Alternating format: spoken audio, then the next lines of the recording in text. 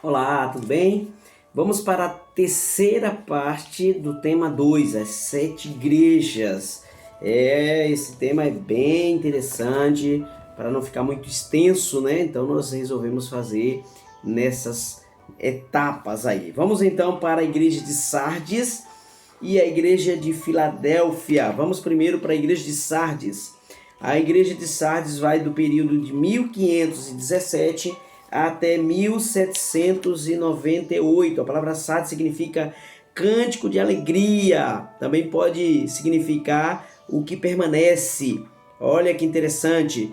Veja, os membros desta igreja viviam das glórias do passado, né? E o que havia recebido e ouvido não era lembrado e conservado, ok? O período de 1517 até 1798 é um longo período aí de séculos de trevas morais e espirituais, né? Nesse período aí de Sardes, ok? Devido ao grande período de trevas espirituais aí de Tiatira, que vai de 538 até 1517, deveria dar lugar agora a um grande movimento de reforma. Então, Sardes é o período da reforma, onde tem aqui alguns homens que se destacam, como Lutero, Calvino, Zwinglio e tantos outros aí que foram reformadores da igreja, que lutaram contra a igreja católica que tinha se desviado completamente do ensino da palavra, e aqui começam os primeiros reformadores. Então Sardes é o período dos reformadores, né? O marco desse retorno pode ser datado de 31 de outubro de 1517, quando Martim Lutero afixa lá na porta do castelo de Wittenberg as 95 teses contra as vendas de urgência da Igreja Católica, ok? E vamos lá, essa igreja tem a sua apresentação, tem o elogio, não tem reprovação, tem um conselho e tem a promessa. Vamos para a palavra do Senhor. Vamos aqui, apresentação, capítulo 3 e o verso 7, é a igreja de Sardes, é a apresentação dela aqui. Capítulo 3, verso 7, igreja de Sardes. Vamos lá. Aliás, capítulo 3, Sardes é capítulo 3, verso 1. Ao anjo da igreja de Sardes escreve: estas coisas diz aquele que tem os 7 Espíritos de Deus e as 7 estrelas. Conheça as tuas obras, que tem nome de que vives e está morto. Olha que interessante, né? Vamos para o elogio, capítulo 3, verso 4. Capítulo 3, verso 4, o elogio é: tem, contudo, em Sardes umas poucas pessoas que não contaminaram as suas vestiduras e andarão de branco junto comigo, pois são dignas. Olha que elogio maravilhoso, né?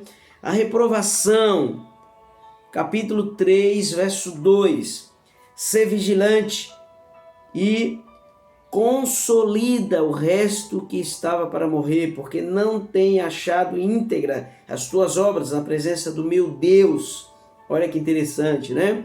E o conselho, capítulo 3, verso 3. Lembra-te, pois, do que tens percebido e ouvido, guarda-o e arrepende-te. Portanto, se não vigiares, virei como ladrão, e não conhecerás de modo algum em que hora virei contra ti.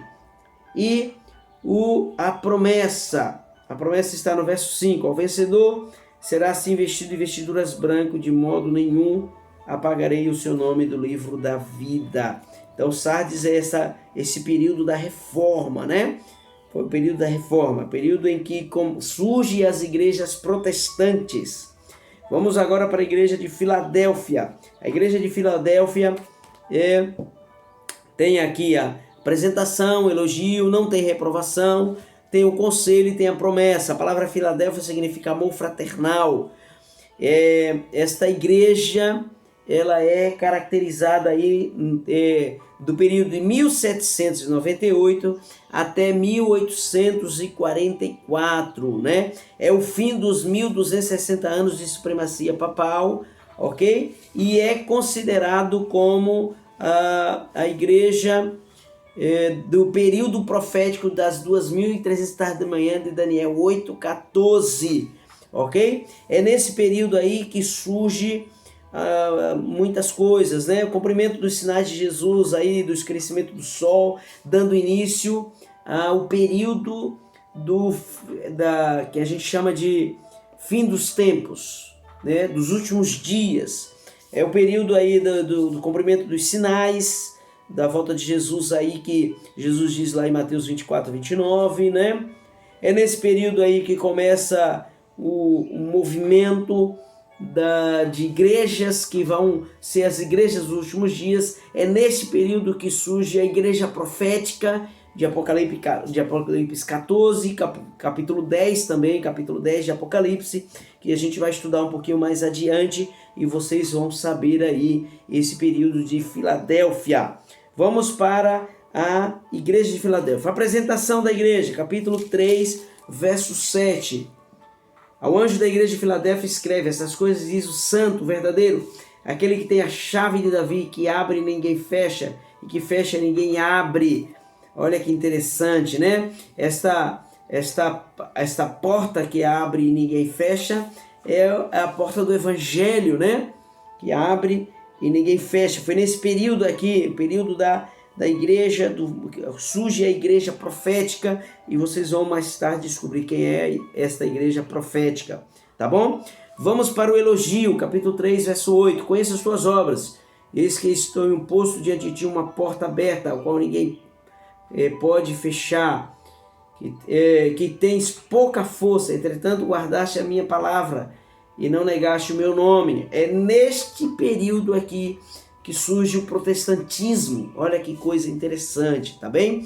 Não tem reprovação, mas tem um conselho.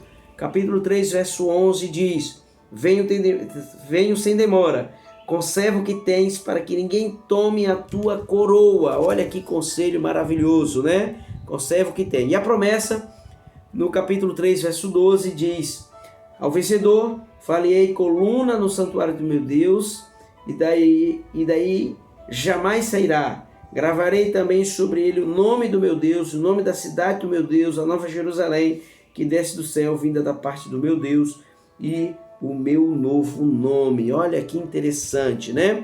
Este período, então, é caracterizado aí pelo período do surgimento do movimento que surge no capítulo 10 de Apocalipse. Você vai saber quem é o surgimento da igreja profética. É neste período aí, de 1798 até 1844. Vamos então para a última igreja, a igreja de Laodiceia. É o último período.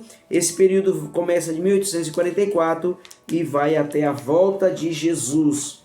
Nesta igreja, é a igreja dos últimos dias. A igreja de Laodiceia é representada pela igreja dos últimos dias. Essa igreja tem a apresentação, capítulo 3, verso 14. O anjo da igreja de Laodiceia escreve: assim diz o Amém, a testemunha fiel e verdadeira, o princípio da criação de Deus. Esta igreja não tem elogio, essa igreja tem reprovação. A reprovação está no verso 15 até o verso 17. Conheça as tuas obras, que tens, que nem és frio nem quente, quem dera fosse frio ou quente. Assim, pois que és morno, nem és frio nem quente, estou a ponto de vomitar da tua boca. Estou rico, e você diz: estou rico e abastado, e não preciso de coisa alguma, porém não sabes que és infeliz, sim, miserável, pobre, cego e nu. Esse é o período bem complicado da igreja, que período morno, é a igreja do tanto faz, é a igreja do mais ou menos, é a igreja dos desigrejados, é a igreja dos descompromissados, daqueles que não querem ter compromisso com a verdade, não querem ter compromisso com a igreja, é a igreja do período dos mornos. E esse é o período mais complicado da igreja, porque ninguém sabe quem é crente e quem não é, né? E esta igreja vai até a volta de Jesus. Olha que coisa interessante, né? Tem um conselho, o conselho está aqui no verso 18, capítulo 3, verso 18. Aconselho que de mim compres ouro refinado. Por quê? Porque é pobre. E esse ouro representa o conhecimento da palavra.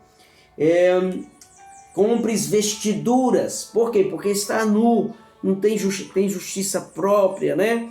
E revista da justiça de Cristo, as vestiduras, para que cobre a vergonha das tuas nudez. E colírio, porque você está cego, né? Não conhece, é morno, não vê a verdade que está diante de você.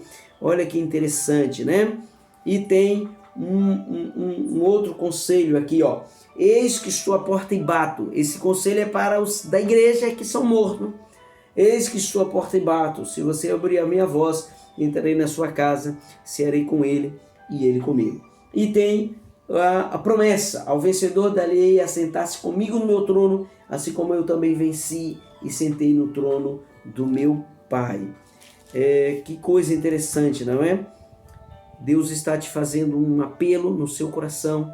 Ele está te chamando, batendo a porta. Abra, não seja morno, não seja um cristão mais ou menos, não seja uma pessoa que tanto faz. Assuma um compromisso com Deus.